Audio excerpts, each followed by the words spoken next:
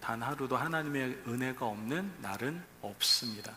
오늘도 하나님의 은혜가 가득한 주일에 여러분을 뵈니 제 마음이 너무 기쁩니다. 이렇게 딱 보니까 다 하나님을 보는 것 같아요. 너무 기쁩니다. 제가 이렇게 인사를 한번 나눴으면 좋겠어요. 저와 여러분이, 그리고 옆에 있는 분들이 서로 당신 너무 사랑스러워 보이십니다. 이렇게 인사 한번 나누도록 할게요. 양옆으로 앞뒤로. 당신 너무 사랑스러워 보이십니다. 당신 너무 사랑스러워 보이십니다. 당신 너무 사랑스러워 보이세요. 할렐루야. 성도는 하나님의 전적인 은혜로 구원받은 사람입니다. 그죠? 이게 얼마나 큰 은혜인지 몰라요. 내가 무엇이 간데 이렇게 구원을 받을 수 있습니까? 이건 엄청난 은혜입니다. 구원받은 우리들, 구원에 만족하며 그냥 살아가도 될까요? 안 될까요? 안 된다고 제가 매번 전달부터 하나님의 일꾼에 대해서 말씀하면서 안 된다고 말씀드렸어요. 우리는 하나님의 자녀가 된 것으로 만족하면 안 됩니다. 하나님께서는 거기에서 더 나아가 하나님의 나라를 확장시켜 나가는, 하나님의 일을 대행할 수 있는 하나님의 일꾼의 삶을 살아가야 된다라고 여러분에게 말씀을 드렸습니다. 여러분, 우리가 하나님의 자녀가 되는 그 순간 하나님께서 우리에게 두 가지를 허락하십니다. 그게 뭘까요? 바로 sonship과 kingship입니다. 이 두 가지를 우리에게 허락하시는데 생각보다 세상 가운데 살아가는 크리스찬들이 이 놀라운 축복을 누리지 못하고 살아갈 때가 참 많은 것 같습니다. 많은 세상 사람들이 누구의 통치를 받으며 살아갑니까? 이 땅 가운데 통치를 받으며 살아가게 됩니다. 돈의 통치를 받기도 하고요, 사람의 통치를 받기도 합니다. 때로는 자녀의 통치를 받기도 하고요, 남편, 아내의 통치를 받기도 합니다. 때로는 어떤 권력의 통치를 받기도 하죠. 하지만 하나님의 자녀들은 킹십을 받은 사람들로서 이 땅 가운데에서 살아가면서 이 땅의 지배를 받으며 살아가는 사람들이 아닙니다. 물론 생각해 보세요. 이스라엘 백성들이 이집트에 있을 때 누구의 통치를 받았어요? 이집트의 통치를 받았잖아요. 애굽의 통치. 그래서 바로가 주는 떡과 고기를 먹으면서 지냈잖아요. 그러나 그들이 유월절 사건 이후에 출애굽을 하면서 누구의 통치를 받기 시작합니까? 바로 하나님의 통치를 받기 시작합니다. 그렇습니다. 하나님의 자녀가 되는 순간 통치권이 바뀌는 거예요. 누구의 통치로? 하나님의 통치로. 그래서 우리에게 킹십을 주시는데 이 땅을 어떻게 살아가라? 통치하며 살아가라. 세상에 통치당하며 살지 말고 하나님의 자녀로서, 일꾼으로서 좀 자신감 있게 멋지게 통치하며 살아가라는 거예요. 어깨 좀 핍시다. 그러니까 어제도 너무 눌리셨나 봐, 세상에서. 그죠? 좀 통치하며 살아가야 됩니다. 두 번째로 주시는 게 뭐라고요? sonship입니다. 이 sonship은 하나님의 자녀로서 누릴 수 있는 축복을 말하는 거예요. 대표적인 축복이 뭡니까? 장자의 축복이라고 할 수 있습니다. 장자의 축복 크게 세 가지는 왕권, 제사장권, 두 배의 몫이라고 우리는 알 수 있는데요, 이 장자로서 누릴 수 있는 축복이 참 많습니다. 그러나 또한 장자로서 반드시 해야 될 것이 있다는 것을 하나님께서는 말씀을 하십니다. 자, 그렇다면 우리가 sonship을 가지고 하나님의 장자로서 해야 할 것이 무엇일까요? 많은 문화권의 공통점이기도 합니다. 장자가 반드시 해야 되는 것. 이스라엘 문화와 한국 문화는 굉장히 흡사한 부분이 있어요. 이 부분은 정말 너무나 흡사합니다. 무엇이냐? 씨를 퍼뜨려야 되는 책임이 분명 장자에게 있다라는 것이죠. 이 말은 하나님의 자녀, 하나님의 일꾼으로서 어떻게 해야 된다고요? 복음을 전하는 자가 되어야 된다는 것을 우리에게 말씀해 주고 있는 겁니다. 여러분, 우리가 sonship을 가지고 있습니까? 그렇다면 당연히 복음을 전파하는 하나님의 일꾼이 되어야 될 줄을 믿습니다. 아멘. 자, 이와 같은 하나님의 일꾼의 모습을 가장 잘 보여주는 한 인물이 있는데 그 사람이 바로 사도 바울입니다. 이 세상의 어떤 것과도 비교 자체가 불가능한 그 놀라운 구원의 은혜를 받은 사람이 바로 사도 바울입니다. 이 사도 바울은 전 세계에 복음을 전파하며 빚을 갚아야 한다는 거룩한 부담감을 가지고 이 사명을 감당하는 것을 우린 보게 됩니다. 로마서 1장 14절에서 15절 말씀을 함께 보도록 하겠습니다. 14절 15절 같이 읽습니다. 헬라인이나 야만인이나 지혜 있는 자나 어리석은 자에게 다 내가 빚진 자라. 그러므로 나는 할 수 있는 대로 로마에 있는 너희에게로 복음 전하기를 원하노라. 아멘. 자, 이 말씀은 복음을 전파하는 것이 자기 공로나 자랑일 수가 없고 오직 하나님의 자녀의 일꾼이라고 한다면 당연히 해야 할 일이고 거룩한 부담감을 가지고 감당해야 될 사명이다라는 것을 사도 바울은 우리에게 알려주고 있다라는 겁니다. 자, 그렇다면 사도 바울은 그렇게 외치고 있어요. 거룩한 부담감을 가지고 너희들이 하나님의 일꾼이라면 복음 전파의 사명을 감당해라 라고 얘기하고 있는데, 과연 우리는 그 복음 전파의 사명을 잘 감당하고 있습니까? 오히려 복음 전파를 감당해야 될 하나님의 일꾼이 복음을 부끄러워하고 있지는 않습니까? 입으로는 부끄럽다고 표현하지 않지만 우리의 삶의 행태를 볼 때 혹시나 복음을 부끄러워하고 있지는 않습니까? 그래서 복음을 온전히 전하고 있지 못하지는 않습니까? 여러분, 보통 사람들이요, 부끄러워하는 것들이 있어요. 그죠? 무언가를 부끄러워한다라는 것은 분명 이유가 있을 겁니다. 언제 부끄러워할까요? 자기가 갖고 있는 것이 상대적으로 가치가 없다라고 느껴질 때에 아마 부끄럽다라는 생각을 하게 될 겁니다. 부모들 같은 경우는 자녀들 때문에 부끄러운 경우가 있죠. 그죠? 어떤 자녀는 굉장히 큰 회사에 취직이 됐다더라 막 이 얘기를 하는데, 다른 부모의 자녀는 얘기 나누는 가운데에서 자녀가 하얀 손인 거예요. 백수. 그래가지고 일도 못하고 그러니까 굉장히 부끄러운 거죠. 이런 부끄러움을 느낄 수도 있습니다. 또한 부의 차이, 배움의 차이, 아니면 외모의 차이 등 이런 상대적인 비교를 통해서 부끄러움을 느낄 수 있다는 것이죠. 자녀들도 마찬가지 아니겠습니까? 부모의 직업이나 외모에 따라서 다른 부모와 비교하며 부끄러움을 느낄 때가 있습니다. 제가 예전에 설교 시간 때 말씀드리지 않았습니까? 저는 저희 아버지가 굉장히 부끄러웠다고. 지금은요, 너무 존경스럽습니다. 저는 이 세상에서 제가 제일 존경하고 사랑하고 본받고 싶은 분이 저희 아버지십니다. 너무 성실하셨거든요. 그러나 예전 제 초등학교 때에는 저희 존경의 대상은 아니었습니다. 왜냐하면은 제가 볼 때 다른 아버지에 비해서 너무 초라하고 보잘것이 없었거든요. 예전에 자전거가요, 오토바이만큼 큰 자전거가 있었어요. 그거 아시나요? 예, 제가 그거 몰아봤거든요, 자전거를. 오토바이만큼 커요. 그 자전거의 뒤에다가 생선 박스를 싣고 다니시는 아버지의 모습, 아버지 옆을 지날 때 생선 비린내 냄새가 날 때 저는 아버지가 너무나 부끄러웠습니다. 그래서 아이들이 우리 아버지를 볼 때에는 저는 그냥 아버지를 못 본 척하고 지나갈 때도 있었습니다. 이렇게 부끄러워할 수 있어요. 상대적으로 비교했을 때 그러실 때. 그러나 여러분, 반대로 자신이 가지고 있는 가치가 있는 것이다라고 생각하면 어떻게 할까요? 자랑하게 된다는 것이죠. 그러한 아버지는 저에게 큰 자랑이십니다. 지금도 저에겐 자랑이세요. 지금 연세가 많으셔서 이제 힘도 내실 수가 없고 또 약간의 치매도 걸리셔서 저를 이제는 직접 가야지만 알아보실 수 있는 상황이시지만, 그래도 저는 그 아버지가 너무나 자랑스러워요. 그만큼 가치가 있기 때문에, 저의 인생에 있어서 가치가 있기 때문 아니겠습니까?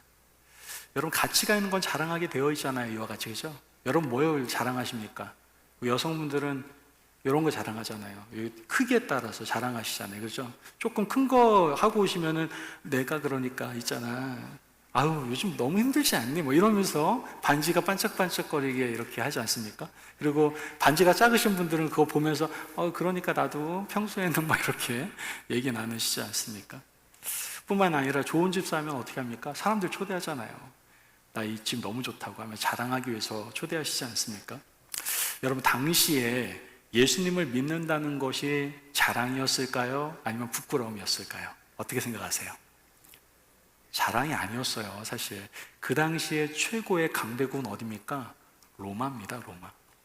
로마는 당시에 최고의 권력을 가진 나라였죠. 그래서 로마 시민이라고 하면 그게 최고의 자랑이었습니다.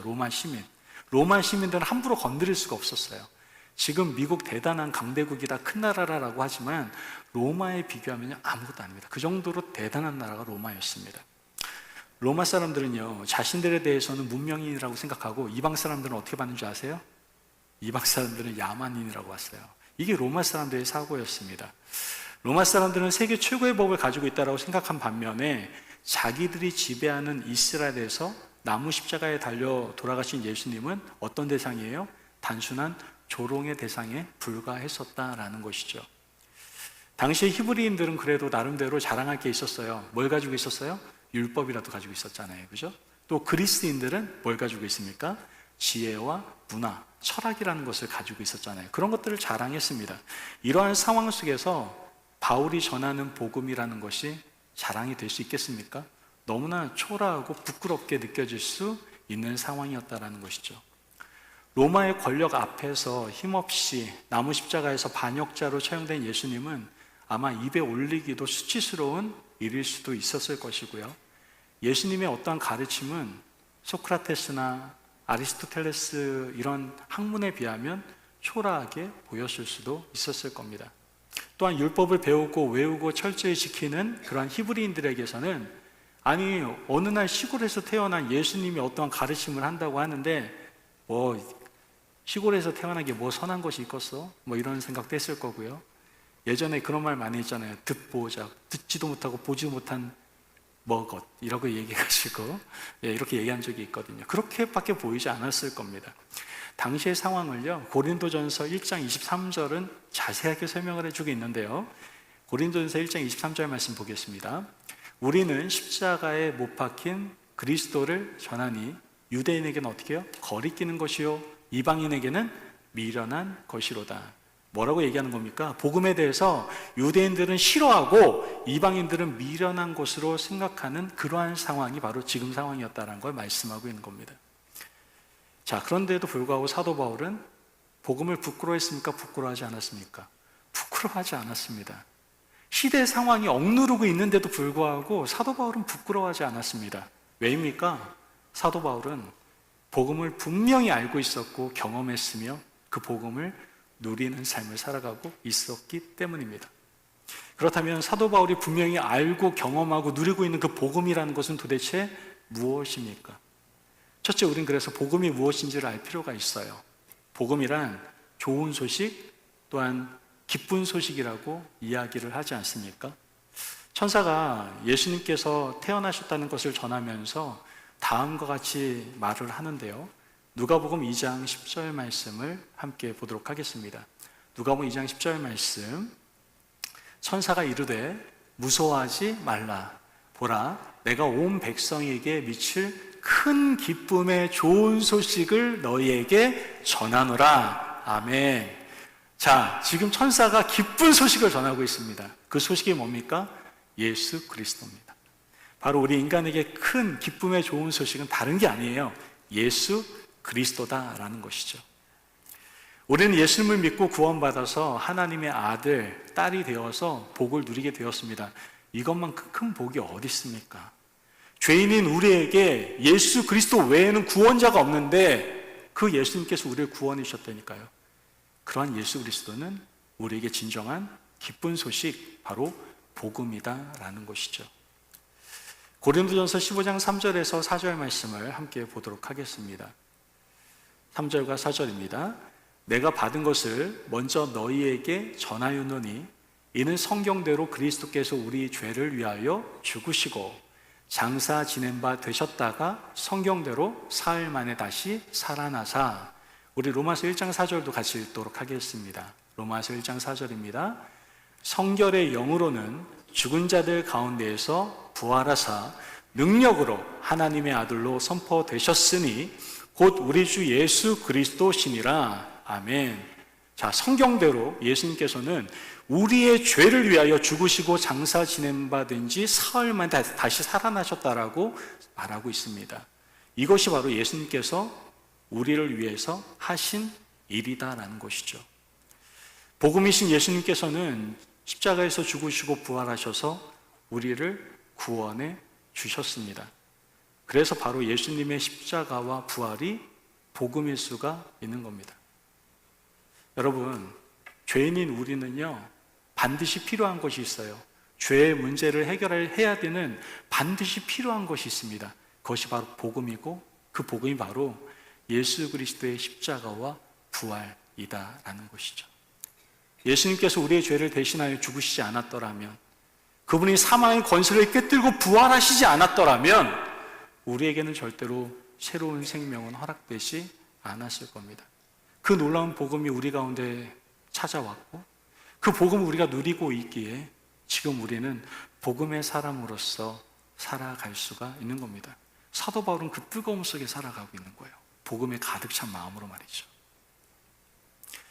그러므로 하나님의 일꾼인 우리는 먼저 오직 예수 그리스도의 십자가와 부활이 복음이다라는 사실을 분명히 알고 경험하고 누리며 살아가야 될 줄을 믿습니다. 아멘. 자, 이렇게 복음을 바로 알고 경험하고 누렸던 사도 바울은 복음을 어떻게 생각합니까? 부끄럽지 않다라고 분명히 얘기하고 있는 것을 보게 됩니다. 자, 그렇다면 복음을 부끄러워하지 않는다라는 뜻이 도대체 무슨 의미일까요? 먼저 본문 16절 말씀에서 내가 복음을 부끄러워하지 아니하노니 라고 말하잖아요. 이 말은 복음을 자랑한다라는 말입니다. 부끄러워하지 않는다라는 것은 그것을 자랑한다라고 지금 얘기하고 있는 거예요. 갈라디아서 6장 14절 말씀을 함께 보도록 하겠습니다. 14절입니다. 그러나 내게는 우리 주 예수 그리스도의 십자가 외에 결코 자랑할 것이 없으니 그리스도로 말미암아 세상이 나를 대하여 십자가에 못 박히고 또 내가 또한 세상에 대하여 그러하니라. 아멘. 지금 사도 바울은요, 복음으로 인하여 즐거워하고 복음을 영광스럽게 생각하면서 복음을 최고의 것으로 자랑하고 있는 것을 우리는 볼 수가 있게 되는 겁니다. 여러분, 복음을 제발 부끄러워하지 마시기를 바랍니다. 복음을 좀 자랑하셨으면 좋겠어요. 주위에 있는 사람들에게 나 예수 믿는 사람이라고 좀 자랑하셨으면 좋겠습니다. 복음이 있는 사람은 자랑을 좀 하셔야 돼요. 예. 근데 자꾸만 숨기려고 하고 그 복음이 자랑이 되지 않는 경우가 너무나 많다라는 것이죠. 여러분, 세상의 모임에서 우리를 왜 함부로 대하는 줄 아십니까? 우리가 복음을 자랑하지 않기 때문에 그래요. 이 사람이 예수 믿는 사람인지 아닌 사람인지도 모르겠는 거예요. 그러니까 주일날 모임이 있으면 함부로 빼주지도 않습니다. 야, 나도 교회 다녀 뭐 그러면서 그냥 같이 묻어가는 걸 보게 되죠. 우리가 복음이신 예수님을 믿는지 안 믿는지 불확실한 삶을 사니까 마귀가 그냥 우리 밥이라고 생각하고 계속해서 가지고 노는 겁니다. 여러분, 제발 사탄 마귀에 밥 되지 마시고 하나님의 거룩한 일꾼 되시기를 간절히 바랍니다. 아멘.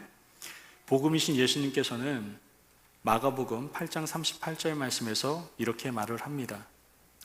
누구든지 이 음란하고 죄 많은 세대에서 나와 내 말을 부끄러워하면 인자도 아버지의 영광으로 거룩한 천사들과 함께 올 때에 그 사람을 부끄러워하리라.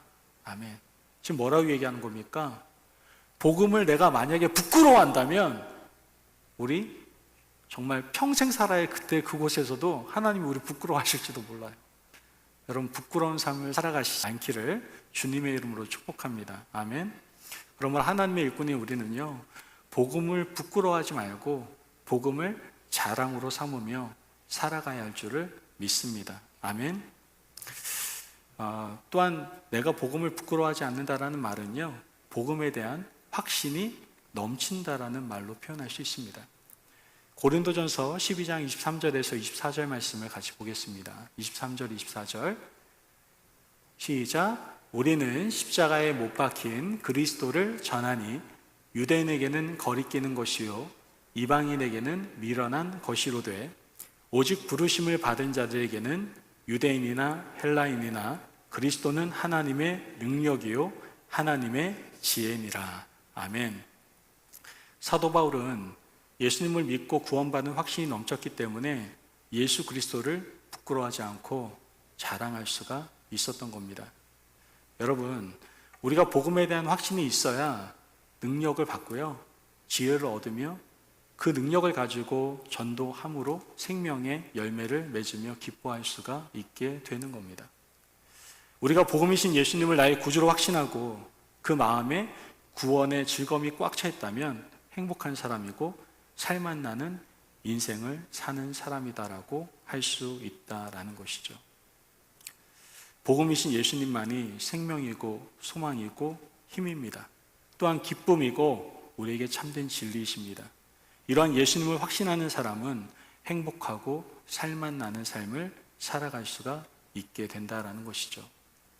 제가 요즘 공부하고 있는 것이 있습니다. 그것이 바로 코칭이라는 수업을 배우고 있는데요. 제가 코칭을 하면서 어떤 목사님과 실습을 해야 돼서요. 제가 자격증을 따기 위해서 실습을 하는데 그분이 고민을 저에게 털어놓았습니다. 코칭 주제에 대해서 제가 사역을 하는데 너무나 힘들고 너무나 바쁩니다. 그런데 행복합니다. 라고 얘기를 하더라고요. 그 주제를 듣는 순간에 너무나 공감이 되는 거예요. 제가 우리 성도님들에게 굉장히 자주 사용했던 문장이거든요. 성도님, 제가 목회를 한다라는 것, 사명을 감당한다는 것이 절대 쉽지 않습니다. 힘들기도 하고 어려울 때도 있습니다. 그러나 어렵고 힘들다는 것이 불행을 말하는 것은 아닙니다. 전 행복합니다. 그 얘기를 했었거든요. 근데 그분이 그 얘기를 하는 거예요. 그러면서 참 제가 마음에 큰 감동을 받았던 기억이 납니다. 여러분, 우리가 그렇게 힘들고 어렵다며요. 그럼 피하는 게 정상 아닌가요? 그 자리를 떠나는 게 정상 아닌가요? 거기 있는 것이 오히려 미련한 거 아니겠습니까? 그러나 이 복음에 대한 확신이 있는 사람은 그것이 축복인 줄 아는 거예요. 그것이 진정한 복인 걸 아는 거예요. 힘들고 어렵지만 그 자리에 있는 것이 참된 행복이고 가장 가치 있는 삶이고 살만 나는 인생이 될 수 있는 진리다라는 것을 알 수가 있는 것이다라는 것이죠. 여러분, 부탁드립니다. 하나님의 일꾼인 우리는요, 복음을 좀 자랑하셔야 돼요. 그리고 복음에 대한 확신으로 넘치셔서 행복하고 살만 나는 그러한 인생을 살아가야 할 줄로 믿습니다. 아멘. 이렇게 사도 바울처럼 우리는 절대로 복음을 부끄러워하지 않아야만 합니다. 그렇다면 사도 바울이 왜 복음을 부끄러워하지 않았을까요? 로마서 1장 16절 말씀을 보니까 내가 복음을 부끄러워하지 아니하노니 이 복음은 모든 믿는 자에게 구원을 주시는 하나님의 능력이 됨이라. 먼저는 유대인에게요, 그리고 헬라인에게로다. 이 말씀은 복음의 정확한 내용을 말씀해 주고 있는 겁니다. 복음은 뭐다? 능력이다라는 거예요. 그 얘기는 복음을 가진 여러분들은 누구다? 능력자다라는 거예요. 옆에 보시고, 능력자인데 왜 이렇게 어깨가 축 처 계십니까? 옆에 보시면서 당신은 능력자입니다. 좀 칭찬 좀 한번 해주세요. 당신은 능력자입니다. 예, 우리 찬양팀 능력자입니다. 할렐루야. 얼마나 은혜가 넘칩니까? 우리 찬양팀, 그죠? 능력자입니다. 바울이 복음을 부끄러워하지 않는 이유를 모든 믿는 자에게 구원을 주시는 하나님의 능력이기 때문이다라고 말을 합니다. 여기서 능력이라는 단어는요, 다이너마이트를 사용합니다. 다이너마이트.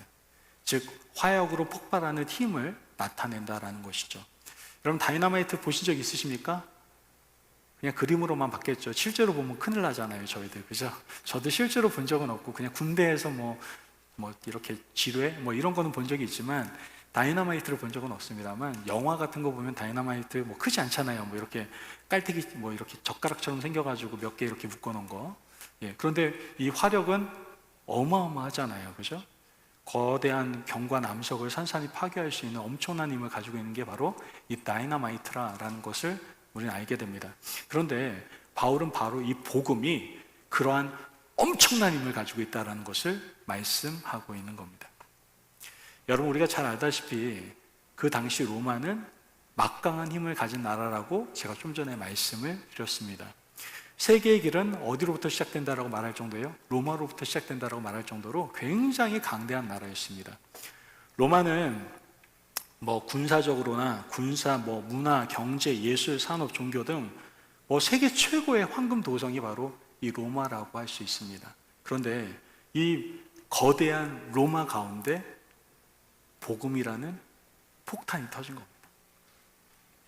바울은 이 복음이 유대인에게는 거리끼는 것이요, 헬라인에게는 미련한 것으로 보이지만 자신은 이 복음을 가지고 자랑 삼아서 이 로마 모든 지역에 선포하고 있는 것을 우리는 보게 되는 겁니다. 자, 그렇다면 어떻게 됐을까요? 거대한 왕국 로마에게 짓눌려서 복음의 능력을 발휘하지 못했을까요? 그냥 소리 없이 사라졌을까요? 역사는 그렇게 말하고 있지 않습니다. 그토록 막강한 로마 제국도 복음 앞에서 굴복하고 결국은 기독교 국가로 바뀌는 것을 우리는 보게 됩니다. 이럴 땐 아멘이 나오셔야 되는데 너무 오래된 얘기라서 아멘이 안 나오는 거죠. 그죠? 거대한 국가가 복음으로 바뀌게 됩니다. 아멘. 이처럼 복음은 놀라운 하나님의 능력이고 힘이며 생명의 원천입니다. 여러분, 우리 인생에 예수님만이 힘이십니다. 우리는 이 복음을 가지고 담대히 나아갈 수가 있어야 된다는 것이죠. 히브리서 4장 12절 말씀을 보면 하나님의 말씀은 살아있고 활력이 있어 좌우의 날선 어떤 검보다도 예리하여 혼과 영과 및 관절과 골수를 찔러 쪼개기까지 하며 또 마음의 생각과 뜻을 판단하시나니, 이렇게 얘기합니다. 히브리서 4장 12절의 말씀이에요. 예수님은 죄악으로 굳어져 있는 마음을 파헤쳐내는 위력을 가지고 있고요, 영혼을 살리는 창조의 힘을 바로 이 복음이 가지고 있다라는 겁니다. 복음은 사망을 폭파하고 부활을 일으킵니다. 복음은 힘의 힘이고 최고의 힘입니다. 힘을 지배하는 힘입니다. 그것이 바로 복음입니다. 사망의 힘을 파괴하는 생명의 힘이 바로 복음입니다. 핵폭탄도 어떻게 하면 파괴할 수 있는 인간의 마음속에 숨어있는 죄악의 견고하고 단단한 성을 복음이 한번 부딪히기만 하면 거기가 완전히 파괴되고 새 사람으로, 하나님의 사람으로 탄생하게 되는 것을 우리는 알게 됩니다. 여러분, 그 놀라운 복음의 역사를 저와 여러분은 경험하지 않았습니까? 나 같은 죄인 살리신 주 은혜 놀라워.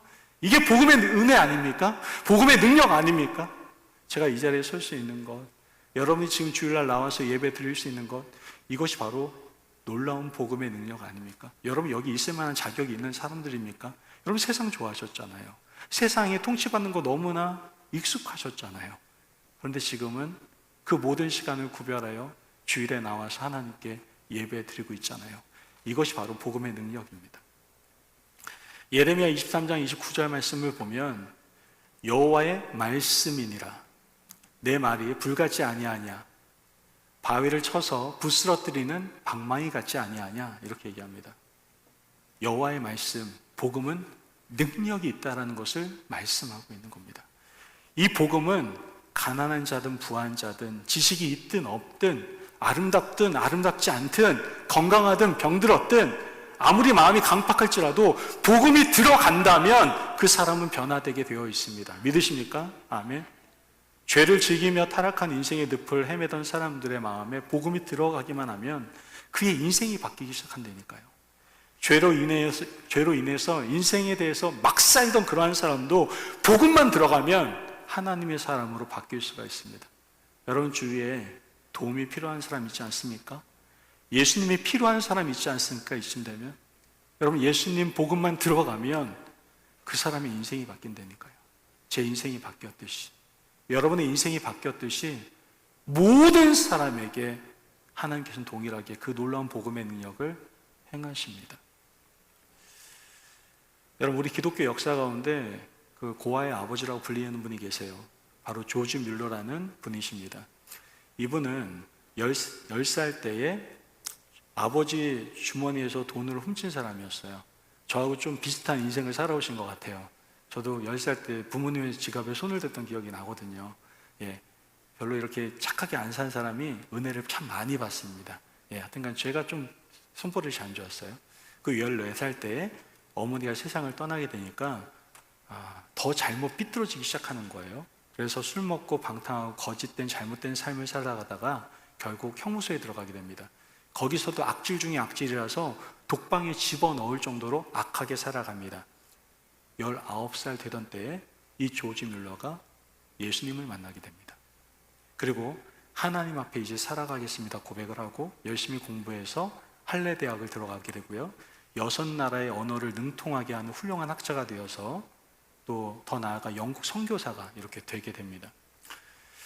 성경을 읽던 중에 시편 68편의 말씀을 읽다가 고아들을 위해서 일해야 되겠다라는 결심을 하게 되고요, 200명의 고아들을 돌본 사람이 바로 이 조지 뮬러입니다.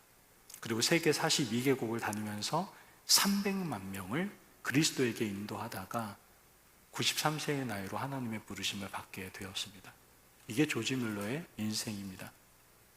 조지 뮬러가 처음부터 괜찮았던 사람입니까? 아니요. 좋지 않았던 품성을 가졌던 사람입니다. 그렇다면 이 사람을 변화시킨 것은 도대체 무엇입니까? 고귀한 철학이 변화시킨 겁니까? 아니면 훌륭한 교육이 그 사람을 변화시킨 겁니까? 아니면 세상의 권력이 그 사람을 변화시킨 겁니까? 아닙니다. 오직 복음입니다. 복음이 들어가면 이와 같이 변화된다라는 것이죠. 여러분, 복음만 들어가면요, 얼어있던 양심이 풀리기 시작합니다. 요즘 많은 사람들이 우울증에 고생하는 분들이 많이 계십니다. 우울증이 심각해지다 보니까 죽음을 생각하는 사람들이 참 많습니다. 그런데 우울증으로 죽음을 그리워하는 사람들에게도 복음만 들어가면 그들에게 새 소망이 생기기 시작합니다. 절망 가운데 있을지라도 복음만 들어가면 그 사람이 살아날 수 있습니다. 아무런 가능성이 보이지 않는 가정조차도 그 가정에 복음이 들어가면 그 가정이 변화될 수 있습니다. 사회가 변화될 수 있고 죽음의 공포에서 벗어날 수 있습니다. 그것이 바로 복음입니다, 여러분. 복음의 능력이에요. 요즘 세상이 왜 어두워져 갑니까? 세상이 왜 점점점 타락해져 갑니까? 우린 자꾸만 지도자들 탓을 합니다. 아니요. 복음의 능력을 발휘해야 될 우리의 문제입니다. 정말 이 땅 가운데 복음의 능력이 발휘된다면 이 땅은 변화될 줄을 믿습니다. 아멘. 여러분, 돈으로도 안 되고 권력으로도 안 될 겁니다. 오직 복음으로만 변화될 수 있다라는 것이죠.